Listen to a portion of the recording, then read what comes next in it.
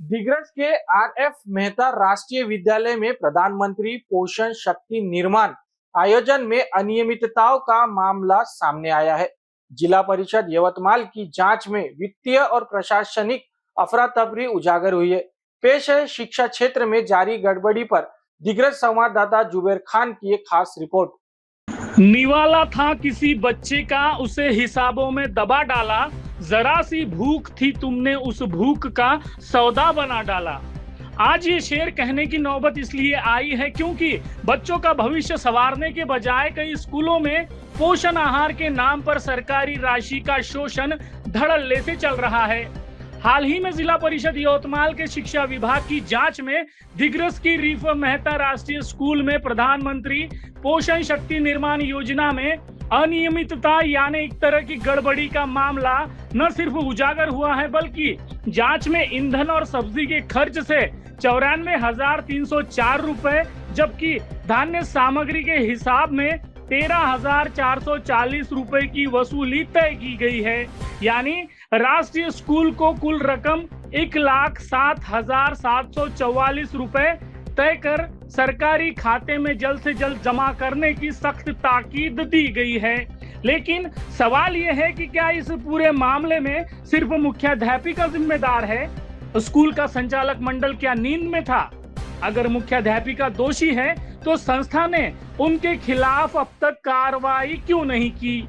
और अगर किसी स्तर पर मिलीभगत हुई है तो फिर इस लूट का पैसा आखिर किसके पास गया? वैसे दिग्रस की राष्ट्रीय स्कूल देश की कोई पहली ऐसी स्कूल तो है नहीं जहां पोषण आहार में गड़बड़ी उजागर हुई हो। असल में देश भर में एक जमाने से संस्था खोर अर्थात फर्जी संस्था चालकों का रैकेट चलता आ रहा है। कई संस्था चालक वाकई अच्छा काम कर रहे हैं, इसमें कोई शक नहीं, लेकिन इस क्षेत्र में कई संस्था चालक बड़े ही गुणवान और सभ्य नजर तो आते हैं, लेकिन असल में वे शातिर चोर होते हैं। अपनी चोरी और धांधली को छुपाने या दबाने के लिए पता है वो क्या करते हैं? अपने नाम और पैसों के दम पर किसी राजनीतिक दल से जुड़ जाते हैं, शिक्षा विभाग के भ्रष्ट अधिकारियों से हाथ मिला लेते हैं या फिर किसी नेता या विधायक का हाथ थाम कर उसकी जी हुजूरी करने लगते हैं। उन्हें आता वाता तो कुछ नहीं, अगर आता तो शायद शिक्षा का स्तर और स्कूल की गुणवत्ता कहां से कहां होती, लेकिन उन्हें क्या? उनकी नजर में स्कूल कोई शिक्षा दान का मंदिर नहीं बल्कि पैसे कमाने का कारखाना होता है। इनके इस कारखाने का कच्चा माल विद्यार्थी है। शिक्षक, मुख्याध्यापक और कर्मचारी कारखाने के दिहाड़ी मजदूर से ज्यादा कुछ नहीं। कई संस्था चालक इधर पोषण आहार जैसी सरकारी योजनाओं में गरीब विद्यार्थियों का निवाला छीन लेते हैं और उधर स्कूलों में विद्यार्थियों के विभिन्न कार्यक्रमों का आयोजन कर अपने मंचों से विद्यार्थियों को देश की पूंजी, देश का भविष्य बताकर राष्ट्र निर्माण की बड़ी बड़ी डींगे हाँकते हैं। शिक्षक या कर्मचारी भर्ती में एक एक सीट के लिए लाखों रुपए डकार जाते हैं। शिक्षा उन्नति के कार्य के अलावा इन्हें बेफुजूल की राजनीति का चस्का लगा रहता है। दिग्रस की स्कूल के संचालक मंडल में तो एक ऐसा अजीब बड़बोला व्यक्ति है जो 6 के 6 बॉल फुल टॉस डालता है। उसको राजनेताओं से अजीब सा ऑब्सेशन है। तुम उसके सामने किसी बड़े नेता का नाम लो, वो उस नेता से अपना कोई ना कोई कनेक्शन निकाल ही लेता है। जैसे मिसाल के तौर पर नितिन गडकरी, अरे वो तो मुझे मेरे नाम से पहचानते हैं। समृद्धि महामार्ग का ठेका तो मेरे को चले बोल रहे थे। देवेंद्र फडणवीस, वो तो देखते ही बोलते हैं, अरे या दिग्रस कर, खूब दिवसानी आला तुम्ही। एकनाथ शिंदे, अरे बस क्या भाई, ये देख तेरे भाई की फोटो एकनाथ शिंदे के साथ, कितने खुश लग रहे हैं एकनाथ शिंदे इस फोटो में।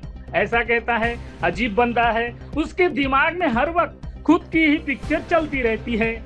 बहरहाल ये व्यंग्य या मजाक की बात बताने के पीछे का तात्पर्य ये भी है कि जो राजनीतिक दल और खास तौर से सत्ताधारी गुट के स्थानीय लोग इन संस्था खोरों का अपनी पार्टी में पक्ष प्रवेश करा तो लेते हैं, पर इन संस्था खोरों की ऐसी हरकतों पर उनका हर बार चुप्पी साध लेना ठीक नहीं, क्योंकि जैसे राष्ट्र सर्वोपरि है वैसे हमारे देश का विद्यार्थी भी सर्वोपरि है। और अंत में हमारा सबसे बड़ा सवाल शिक्षा विभाग से भी है क्या शिक्षा विभाग खुद संज्ञान लेकर ऐसी पोषण आहार योजनाओं और अन्य समस्याओं की नियमित जांच क्यों नहीं करता? अगर इस मामले में दिग्रस के मकसूद शेख ने राष्ट्रीय विद्यालय की शिकायत नहीं की होती तो क्या शिक्षा विभाग खुद से इतनी प्रखरता से इस मामले का निरीक्षण करता? शायद नहीं।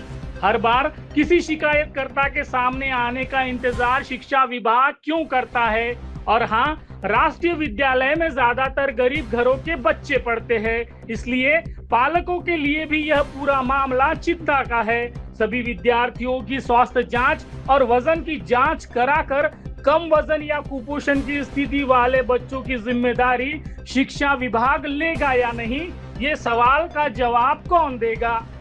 निवाला चोरी में लिप्त संस्था चालकों को याद रखना चाहिए कि बच्चों की थाली में आने वाला भोजन कोई एहसान नहीं है, ये उनका अधिकार है और ये अधिकार विश्व रत्न बाबा साहब आम्बेडकर के संविधान ने उन्हें दिया है, किसी के बाप ने नहीं।